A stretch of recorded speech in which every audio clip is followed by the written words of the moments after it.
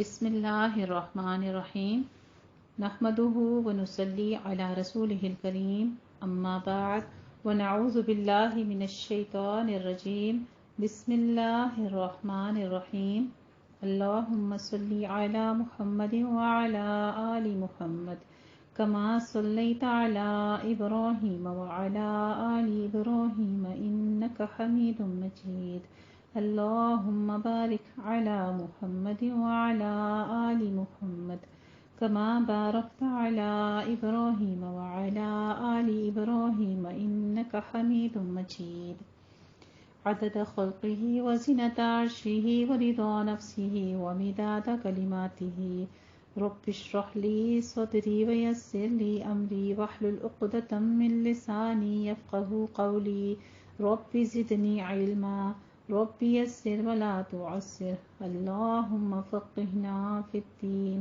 ایاک نعبد و ایاک نستعین اہدنا الصراط المستقیم آمین یا ربنا آمین۔ دعا بول لیجیے اخلاق حسنہ۔ آج ہم حسن اخلاق میں ایک نیا موضوع پڑھنے لگے ہیں، امانت۔ پہلے دعا بول لیجیے اپنے اخلاق کو بہتر کرنے کے لیے جو نبی کریم صلی اللہ علیہ وآلہ وسلم نے دعا مانگی تھی، اللہم کما احسنت خلقی فحسن خلقی۔ اے اللہ، جس طرح تو نے میری صورت اچھی بنائی ہے اسی طرح میرا اخلاق بھی اچھا بنا دے۔ دوسری دعا بھی پڑھ لیجیے، اللہم اہدنی لأحسن الاخلاق لا يهدي لأحسنها إلا أنت واصرف عني سيئها لا يصرف عني سيئها إلا أنت۔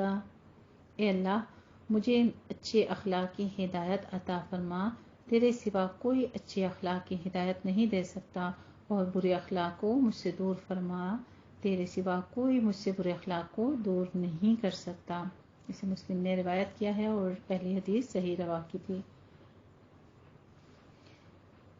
ہم نے پچھلے ویک جو پڑھا تھا اس میں سے امید کرتی ہوں کہ آپ نے کچھ عملی باتیں بھی کہی تھی آپ کو، اور کچھ ایسا میں نے آپ کو سرچ ورک بھی دیا تھا۔ امید کرتی ہوں کہ آپ نے ضرور کیا ہوگا، نہیں تو میں نے آپ کو جو PDF سینڈ کیا ہوا ہے اس میں موجود ہیں تمام صحابہ کرام کی لسٹ، ضرور پڑھا کریں، کیونکہ اس سے ہمارا عمل آسان ہو جاتا ہے۔ جب ہم کسی صحابی کے بارے میں کوئی عمل جانتے ہیں تو اسے پڑھنے سے ہمیں آسانی ہو جاتی ہے کہ ہم بھی اس طرح عمل کر سکتے ہیں اور ہمارا ایمان بھی بڑھتا ہے۔ تو اس ہفتے ہم نے کوشش کیا کرنی ہے کہ اپنی مجالس میں اللہ کا ذکر ضرور کرنا ہے، اور اگلی کلاس میں ان تمام باتوں کو شیئر بھی کرنا ہے اپنے اہل و عیال میں، اپنی فیملی میں۔ اس نیت کے ساتھ بیٹھیے اور اس نیت کے ساتھ سنیں کہ اللہ سبحانہ و تعالیٰ ہمارے دلوں میں ان باتوں کو اتار دے اور ہم دوسروں تک بھی اس طریقے سے پہنچائیں کہ ہمارے لیے صدقے جاریہ بن سکیں۔ مجلس میں کشادگی پیدا کرنے کی کوشش کرنی ہے۔ آج کا ریسرچ ورک ہے کہ حضرت ابو سعید خدری رضی اللہ تعالی عنہ کے بارے میں پڑھیے، جنہوں نے کم عمری سے رسول اللہ صلی اللہ علیہ وآلہ وسلم کے ساتھ وقت گزارا۔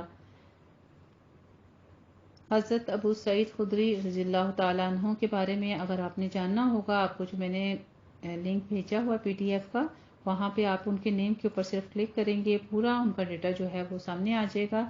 کوشش کیجیے ان کے بارے میں کچھ چھوٹا سا مختصر سا نوٹ تیار کر کے گروپ میں شیئر کرنے کی۔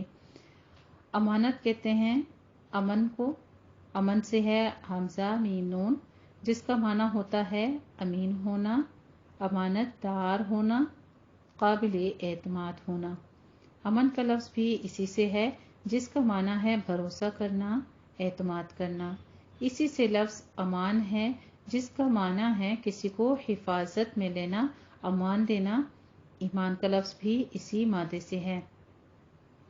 امانت کا تعلق کسی خاص چیز سے نہیں، امانت میں تمام وہ چیزیں جو حقوق اللہ اور حقوق العباد سے تعلق رکھتی ہیں وہ سب شامل ہیں۔ ابو حیان الاندلسی ایک مفسر ہیں، ان کی تفسیر اب البحر المحیط میں وہ امانت کے بارے میں لکھتے ہیں، امانت کے حکم میں قول و فعل اور عقیدے سے تعلق رکھنے والی تمام چیزیں داخل ہیں۔ گویا امانت کا انحصار یا امانت کا دائرہ کار انسان کی سوچ، فعل اور قول پر ہے۔ آپ کے خیالات میں امانت داری کا خیال زندگی کے کن کن امور پر ہونا چاہیے، کن کن امور میں رکھنا چاہیے؟ امانت کا تعلق بات، کاموں، عبادات، ذمہ داریوں، باہمی انسانی تعلقات، معاملات، لین دین، غرض کے ہر چیز سے ہے۔ اللہ سبحانہ و تعالیٰ نے جو کچھ ہمیں دیا، خواہ وہ ہمارے جسم کی شکل میں ہو یا اولاد اور یا مال کی شکل میں ہو، وہ سب ہمارے پاس امانت ہیں۔ حتیٰ کہ ہمیں دیا جانے والا اختیار اور ارادہ بھی امانت ہے، کیونکہ یہ تمام چیزیں ایک خاص وقت تک ہمیں دی گئی ہیں، ہمیشہ کے لیے نہیں دی گئیں، اور دیکھا یہ جائے گا کہ ہم اس کا استعمال کیسے کرتے ہیں، اللہ کی مرضی کے مطابق یا اس کی مرضی کے خلاف کرتے ہیں۔ کیا آپ جانتے ہیں اس امت میں امین الامت کا خطاب کس صحابی کو ملا تھا؟ حضرت عبیدہ ابن الجراح رضی اللہ تعالیٰ عنہ کے بارے میں پڑھیے، جن کی ساری زندگی امانت اور ذمہ داری کی ادائیگی میں گزری۔ ان کے بارے میں فرماتے ہیں کہ یہ وہ صحابی تھے کہ جب آپ صلی اللہ علیہ وسلم نے غزوہ میں جانے کے لیے حکم فرمایا اور جب امانت دار کی تعریف کی کہ تم سب میں ایک ایسا ہے کہ جو امین ہے اور امانت کو پورے کرنے والا ہے، تو حضرت عمر فاروق رضی اللہ تعالی عنہ اپنا سر بلند کرنے لگے، اپنی گردن اونچی کر کر کے دیکھنے لگے کہ ہو سکتا ہے کہ آپ صلی اللہ علیہ وسلم میرا نام پکاریں گے اور یہ خوبیاں جو آپ بیان کر رہے ہیں، حالانکہ ان کو کسی طرح کا یہ گمان نہیں تھا کہ یہ صفات جو ہیں وہ کسی فخریہ طور پہ اپنانا چاہ رہے تھے، بلکہ ان کا شوق یہ تھا کہ آپ یہ جو خوبیاں بیان کر رہے ہیں تو وہ میرے اندر پائی جائیں اور کاش کہ یہ شخص میں ہوں۔ حضرت عمر فاروق رضی اللہ عنہ فرماتے ہیں کہ آپ صلی اللہ علیہ وسلم جتنے بھی لوگ بیٹھے ہوئے تھے، یعنی نمازی جو بیٹھے تھے، ان کی طرف آپ نظر گزارتے جا رہے تھے اور آپ دیکھتے جا رہے تھے، اور میں چاہ رہا تھا کہ یہ نظر مجھ پر آ کر ٹکے، لیکن آپ نے نام لیا عبیدہ ابن جراح کا رضی اللہ تعالی عنہ کا، اور پھر ان کو اپنے پاس بلایا اشارہ کر کے، پھر ان کو ذمہ داری سونپی غزوہ میں جانے کی، اور ساتھ میں تاکید کی کہ آپ نے غزوہ میں ایک ایک کھجور کے زیادہ نہیں دینی، تمام جتنے بھی سپاہی ہوں گے تو انہوں نے اسی طریقے سے ایون کے، یعنی یہ شدت دیکھ لیجیے امانت کی اس حد تک تھی کہ انہوں نے خود بھی کبھی 2 کھجوریں نہیں کھائیں، پوری امانت کے ساتھ جتنے سپاہی تھے ان کو جنگ کے دوران ایک کھجور کا دانہ روز دیتے، اور وہ بعد میں اپنا پانی کے ساتھ پیٹ بھر لیتے تھے، لیکن کبھی بھی انہوں نے ایک سے دوسری کھجور ان کو بھی نہیں دی اور خود بھی اس طریقے سے ہی کھاتے رہے۔ امانت کے بارے میں قرآن مجید میں فرماتے ہیں الامانۃ قال اللہ تعالی ان اللہ یأمرکم ان تؤدوا الامانات الی اہلها۔ سورۃ النساء آیت نمبر 58 میں اللہ سبحانہ و تعالیٰ کا ارشاد ہے، بے شک اللہ تمہیں حکم دیتا ہے کہ امانتیں ان کے اہل کے سپرد کر دو۔ اب آپ اس چیز کے ساتھ تھوڑا سا اپنے دماغ کو لگا لیجئے کہ ہمارا علم، ہماری زبان، ہمارا یہ جسم، یہ تمام چیزیں جو اللہ تعالیٰ نے اپنے مقصد کے لیے، اپنی عبادت کے لیے، اپنے حکموں کی تکمیل کے لیے ہمیں عطا کیا ہے، کیا ہم اس پر کتنا عمل کرتے ہیں اور اپنی امانت میں کہیں خیانت تو نہیں کر رہے؟ اگلی آیت مبارکہ میں فرماتے ہیں قال اللہ تعالی یا ایھا الذین آمنوا لا تخونوا اللہ والرسول وتخونوا اماناتکم وانتم تعلمون۔ سورہ انفال آیت نمبر 27 میں اللہ سبحانہ تعالیٰ کا ارشاد ہے، اے لوگو جو ایمان لائے ہو، اللہ اور اس کے رسول کے ساتھ خیانت نہ کرو، اور تم اپنی امانتوں میں غداری کے مرتکب ہوتے ہو حالانکہ تم جانتے ہو۔ قال اللہ تعالی ان اللہ لا يحب الخائنین۔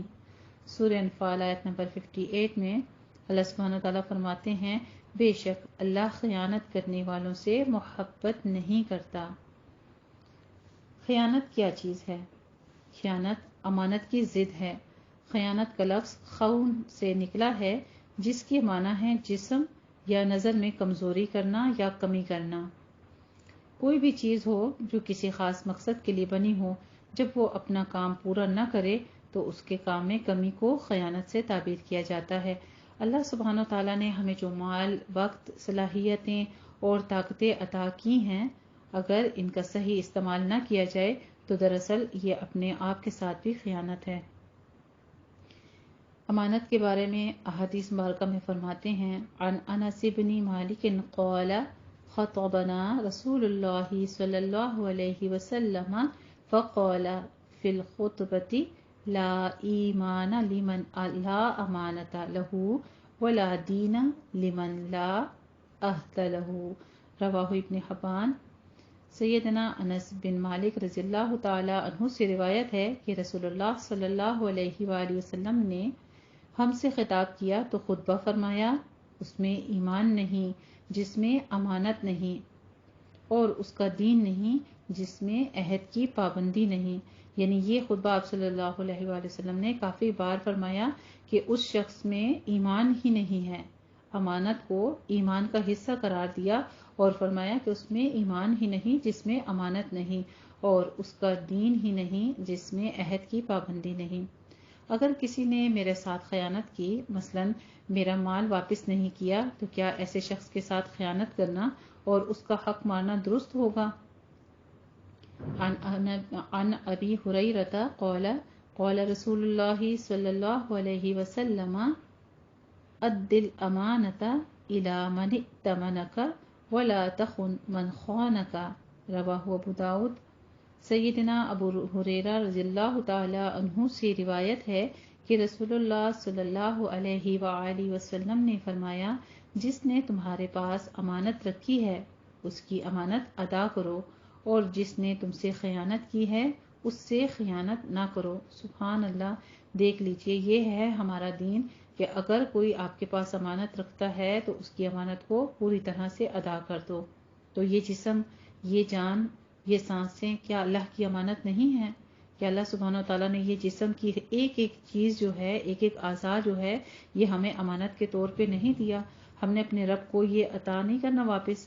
اگر ادا کرنا ہے تو پھر اس میں خیانت کیسی؟ پھر اللہ کے حکموں کے مطابق اس کو چلانا پڑے گا، اور تاکہ ہم اس خیانت سے بچ سکیں۔ یاد رکھیے، اس بات پر یقین رکھیے کہ اگر یہ چیز میری قسمت میں ہوئی تو اللہ مجھے اپنے خزانے سے دے دے گا، لیکن مجھے دوسروں کا حق دینے میں کمی نہیں کرنی چاہیے۔ اور ہمارے اندر خرابی ہی یہی ہے کہ ہم اپنی امانتیں پوری کرنا جانتے ہیں لیکن دوسروں کا حق دینا نہیں جانتے۔ اگر جس دن ہم نے دوسروں کو حق دینا شروع کر دیا تو بس ہماری زندگی سے شکوہ ختم ہو جائے گا، دوسروں سے مایوسی ختم ہو جائے گی، دوسروں سے جو ہم حسن ظن قائم کر کے اور ہر وقت لینے کی سوچتے ہیں، اگر ہم دینے والے بن جائیں اور حق ادا کرنے والے بن جائیں تو ہماری زندگیوں میں سکون ہو جائے گا۔ عن حولۃ الانصاریۃ رضی اللہ تعالی عنہا قالت سمعت النبی صلی اللہ علیہ وسلم یقول ان رجالا یتخوضون فی مال اللہ بغیر حق فلہم النار یوم القیامۃ، رواہ البخاری۔ سیدہ خولہ انصاریہ رضی اللہ تعالی عنہا سے روایت ہے کہ میں نے نبی کریم صلی اللہ علیہ وآلہ وسلم کو فرماتے ہوئے سنا، بے شک کچھ لوگوں کے مال میں ناجائز تصرف کرتے ہیں، بس ان کے لیے قیامت کے دن آگ ہے۔ اس حدیث شریف میں مالی امانت کی ادائیگی کا ذکر ہے، لیکن اس کے ساتھ ہر وہ چیز جو وقتی طور پر ہمیں ملی ہے وہ بھی شامل ہے، مثلا ہمارا جسم، ہماری جاب، ہماری ذمہ داریاں وغیرہ جو کچھ ہیں ہمارے اندر۔ ہم نے یہ بھی دیکھنا ہے کہ کیا ہماری گفتگو، ہم اپنے بچوں کی جو ہمارے اوپر حقوق ہیں، ہمارے اوپر جو ہمارے علمی حقوق ہیں، انسان کی زبان کا کس طریقے سے کردار ہے امانت میں۔ اگلی حدیث شریف میں دیکھیے، عن جابر بن عبد اللہ عن النبی صلی اللہ علیہ وسلم قال اذا حدث الرجل الحدیث ثم التفت فہی امانۃ، رواہ الترمذی۔ سیدنا جابر بن عبداللہ رضی اللہ تعالیٰ عنہ نبی کریم صلی اللہ علیہ وآلہ وسلم سے روایت کرتے ہیں کہ جب کوئی شخص تم سے کوئی بات کہے اور پھر وہ ادھر ادھر دیکھے تو وہ بات تمہارے پاس امانت ہے۔ یعنی تم اسی بات سے اندازہ لگا لیا کرو، جب کوئی آپ کو بات کرنے کے بعد ادھر ادھر جھانکتا ہے، دیکھتا ہے کہ کوئی ہمیں سن تو نہیں رہا، کوئی دیکھ تو نہیں رہا، تو آپ فوراً سمجھ آیا کریں کہ یہ بات یہ امانت کے طور پہ مجھے کہہ رہا ہے، اور اسی طرح سے مجھے اس کی بات کو امانت رکھنا ہے۔ یعنی یہ پسند نہیں کر رہا کہ کوئی تیسرا شخص بھی اس بات کو جانے، تو اس بات کو وہیں پر اپنے پاس امانت کر لیا کریں۔ عن عبد اللہ بن جعفر قال اردفنی رسول اللہ صلی اللہ علیہ وسلم ذات یوم خلفہ فأسر الی حدیثا لا احدث به احدا من الناس، رواہ مسلم۔ سیدنا عبداللہ بن جعفر رضی اللہ تعالیٰ عنہ کہتے ہیں کہ رسول اللہ صلی اللہ علیہ وآلہ وسلم نے ایک دن مجھے اپنے پیچھے بٹھایا اور آہستہ سے ایک بات فرمائی جس کو میں نے کسی سے بیان کرنے کا عہد کیا کہ میں کسی سے بھی بیان نہیں کروں گا، اور یہ بات انہوں نے آخری وقت تک نبھائی۔ اس قدر وہ امانت کا خیال رکھتے تھے کہ بہت دفعہ پوچھنے پر بھی انہوں نے کسی صحابی کو یہ بات نہیں بتائی۔ گفتگو میں امانت داری کا خیال کیسے رکھا جا سکتا ہے؟ کسی کی بات آگے نہ بتائی جائے، درست مشورہ دیا جائے، حق بات کہی جائے، لیکن اخلاق کے ساتھ اور مناسب الفاظ کا استعمال کیا جائے، درست راستے کی طرف رہنمائی کی جائے۔ اس طرح ہم دوسروں کے حقوق کو امانت کے طور پر پورا کر سکتے ہیں، اور اس کے برعکس چلیں گے، اگر ہم ان طریقے سے نہیں چلیں گے، ان باتوں پر عمل نہیں کریں گے تو پھر ہم خیانت کریں گے۔ عملی کام آپ نے کیا کرنا ہے کہ اس ہفتے اپنی چیزوں کا جائزہ لینا ہے۔ اگر کسی کی کوئی امانت واپس کرنی ہے تو اسے واپس کیجیے۔ اپنے وضو کا جائزہ لیجیے کہ کیا میں مکمل امانت داری کے ساتھ وضو کا اہتمام کرتی ہوں، کیا میری نماز جو ہے یہ میں صحیح طور پہ اپنے رب کو ادا کرتی ہوں، کیا میرے بچوں کے جو مجھ پر حقوق ہیں کیا میں ان کو پورا کرتی ہوں، کیا میرے اہل و عیال کی جو ذمہ داریاں ہیں میں ان کو ادا کرتی ہوں، یا میرے علمی معاملات میں جو چیزیں میں نے جس گروپ کو جوائن کیا ہے، جہاں سے میں قرآن کے درس و تدریس کا کام کر رہی ہوں، اگر مجھے کوئی ہوم ورک دیا جاتا ہے، کچھ پڑھنے کو دیا جاتا ہے، کیا میں اس کو امانت کے طور پہ پورا کرتی ہوں؟ نہیں کرتی تو پھر میں خائن ہوں۔ اپنے آپ کو خود اندازہ لگا لیجیے گا۔ الحمدللہ ہمارا یہ مختصر سا بیان کے ساتھ ہی آپ کو تھوڑی سی وضاحت کرتی جاؤں ان باتوں کے بارے میں کہ امانت کا تعلق کسی خاص چیز سے نہیں ہوتا۔ تھوڑا سا خلاصہ کے طور پر سن لیجئے پھر کہ آج ہم نے جو امانت کا ٹاپک پڑھا ہے آپ نے ذہن میں رکھ لیجئے گا کہ اس کو کوئی خاص تعلق نہیں ہے صرف اور صرف زیر و زر کے ساتھ، کہ آپ یہ سمجھیں کہ ہمیں صرف مال و زر دیا گیا، کسی نے اپنی کوئی جولری وغیرہ، کوئی پیسے، بس یہی چیزیں امانت ہیں، بلکہ بہت اچھے طریقے سے آپ نے اس عقیدے کو آج جانا ہے کہ امانت کیا چیز ہے۔ آپ صلی اللہ علیہ وآلہ وسلم نے فرمایا کہ مومن سب کچھ کر سکتا ہے لیکن مومن جھوٹا اور خائن نہیں ہو سکتا، یعنی وہ خیانت نہیں کر سکتا۔ اللہ تعالیٰ نے جو کچھ ہمیں دیا ہے، ہماری مال، اولاد، اقتدار، یہ سب کچھ امانتیں ہیں ہمارے پاس، اور یہ سب آزمائش کے لیے ہیں۔ ہم اللہ تعالیٰ کی مرضی کے مطابق اگر کر رہے ہیں تو ہم امانت کا حق ادا کر رہے ہیں، اگر اس کے برعکس ہے تو پھر ہم اس کے خلاف کر رہے ہیں، یعنی ہم اس میں خیانت کر رہے ہیں۔ جس کا مالک ہو وہ کسی کے پاس رکھی جائے کوئی ایسی چیز، وہ امانت ہوتی ہے اور انسان ایسے طور پر امانت دار بن جاتا ہے۔ تو حسن اخلاق میں اہم ترین چیز ہم نے کیا پڑھی ہے؟ حسن معاملہ، خواہ وہ اللہ کے ساتھ ہو یا بندوں کے ساتھ ہو، وہ آپس میں بھی لین دین کا ہو تو دوسروں کو پورا حق ادا کرنا ہے۔ اللہ سبحانہ و تعالیٰ نے جبرائیل امین کو اسی لیے امین کہا کہ انہوں نے سب کو پورا اسی طریقے سے کلام پہنچایا جس طرح اللہ سبحانہ و تعالیٰ نے ان کو پہنچانے کا حکم دیا تھا، اور پھر قرآن جس پر اتارا ان کو بھی الامین کہا، حضرت نبی کریم صلی اللہ علیہ وآلہ وسلم کو، کیونکہ انہوں نے بھی ہم تک اسی طریقے سے پہنچایا۔ حجر اسود کے وقت آپ صلی اللہ علیہ وآلہ وسلم آئے تو لوگوں نے کہا جا الامین، امین آ گیا، امین آ گیا، امین الامت کا خطاب ہوا۔ حضرت ابو عبید بن جراح امیر تھے جن کا حیا، اخلاق، شرم سب کچھ جو تھا وہ تمام صحابہ کرام سے زیادہ تھا، اور حضرت صدیق اکبر رضی اللہ تعالی عنہما، عثمان بن عفان اور ابو عبید انہی میں یہ شامل ہیں۔ یہ جلیل القدر صحابہ کرام ہیں جن کو امین کے نام سے بھی جانا جاتا ہے۔ حضرت ابو عبیدہ کے بارے میں تھوڑا سا بتاتی چلوں، جنہوں نے ساری زندگی اسلام کے لیے وقف کر دی تھی، جنگ کے وقت بھی خاص طور پر اپنے آپ کو پیش کیا، اور اس کے بارے میں یہ بھی ہے کہ ایک شخص ان کے سامنے آ گیا تھا، آپ سن کے حیران ہو جائیں گے، آپ کے رونگٹے کھڑے ہو جائیں گے کہ اتنا بھی کوئی شخص امانت کا پاسدار ہوتا ہے۔ ان کے سامنے جنگ کے دوران ایک شخص آ گیا اور انہوں نے اس پر تلوار تان لی، یہاں تک کہ وہ پہلے تو یعنی کوشش میں لگے رہے کہ شاید یہ ٹل جائے، لیکن جب وہ اسلام کے مقابلے میں کھڑا تھا تو انہوں نے اس کے مقابلے میں تلوار تان لی، کیونکہ امانت داری کا حق ادا کرنا تھا. آپ نے جو صحابی تھے حضرت ابو عبیدہ رضی اللہ تعالیٰ عنہ، ان کو اللہ تعالیٰ کے دین سے اس قدر محبت تھی کہ اس وقت محبت غالب آ گئی اور انہوں نے اس شخص پر تلوار چلا دی. وہ شخص بھلا کون تھا؟ وہ ان کا اپنا باپ تھا.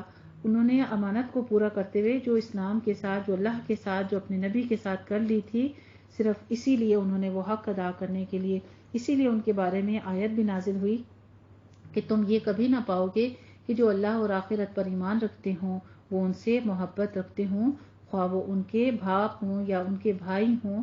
یہ اللہ تعالیٰ نے ان کے لیے لکھ رکھا ہے اور ان کو اللہ تعالیٰ نے قوت عطا کر دی ہے. ان کے لیے جنت ہے، ہمیشہ کے لیے ان کے نیچے نہریں بہہ رہی ہیں. اللہ ان سے راضی ہو گیا اور وہ اللہ سے راضی ہو گئے. بڑی کامیابی ہے ایسے لوگوں کے لیے. حضور نبی کریم صلی اللہ علیہ وآلہ وسلم نے صحابہ کرام کو جب مجالس کے بارے میں بتایا تو وہاں بھی یہی حکم فرمایا، المجالس بالامانتی، کہ مجالس کی بات بھی امانت ہوتی ہے.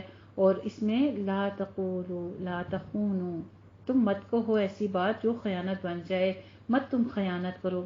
خیانت اگر آپ لکھ سکتے ہیں نہ لکھیں، لیکن اللہ تعالیٰ کے دین کے لیے ایسی چیز نہ بولیں جو خود ساختہ ہو، جو دین کے معاملات میں اللہ کے حکموں میں خیانت بن جائے. اللہ تعالیٰ ہم سب کو ہر طرح کی امانتوں کو پورا کرنے والا بنا لے. اور اپنے ساتھ ہم خیانت کس چیز کے معاملے میں کرتے ہیں؟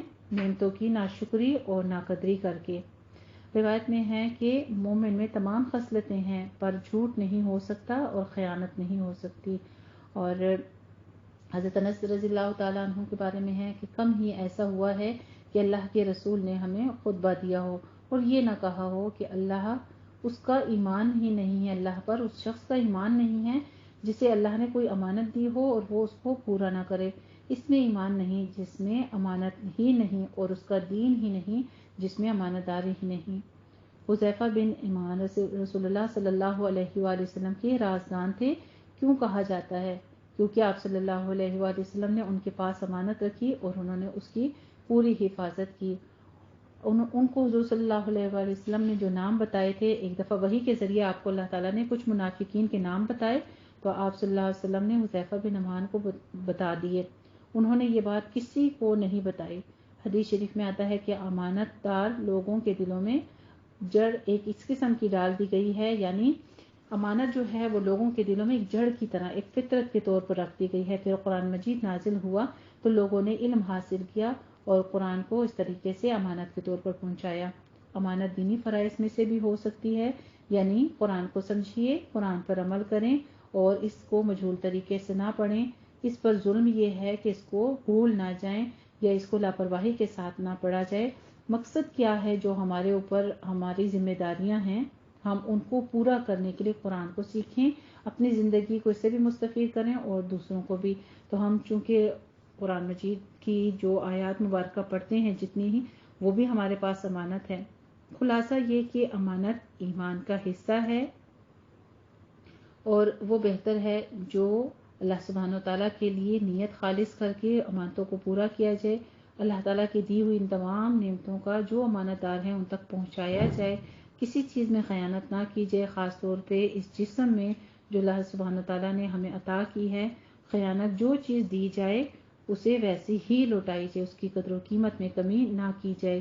انسان کا تعلق قول و فعل اور عقیدے اور اللہ اور اس کے رسول کی عبادات کے ساتھ ہے. ان تمام چیزوں میں اگر کمی کریں گے، جیسے نماز، روزہ، حج، زکوٰۃ اور زندگی کے تمام معاملات جو حقوق العباد میں آتے ہیں، یا والدین کے ساتھ خیانت ہو گئی، ان تمام چیزوں کو مد نظر رکھتے ہوئے تمام تقریباً اس جتنا بھی آج کا ٹاپک آپ کو کروایا ہے اس کو ضرور ذہن میں رکھیے گا کہ ہم کہاں کہاں امانت پوری کرتے ہیں اور کہاں ہم خیانت کر جاتے ہیں.